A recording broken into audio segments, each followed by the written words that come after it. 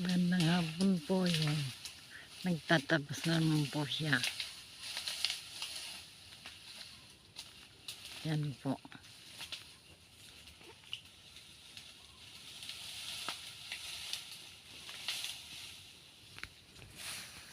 Kami naman po ng anak niya ito. Nakaupo. Yan po. Nakaupo.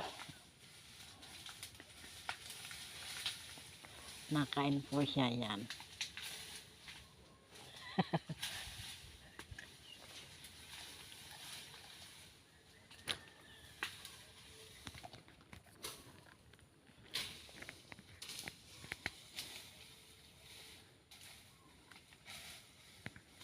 Malapit na bang matapos. Malapit na pong matapos. Ito kanyang tinatabasan. Ako naman po ay nagtatanim ng gulay doon sa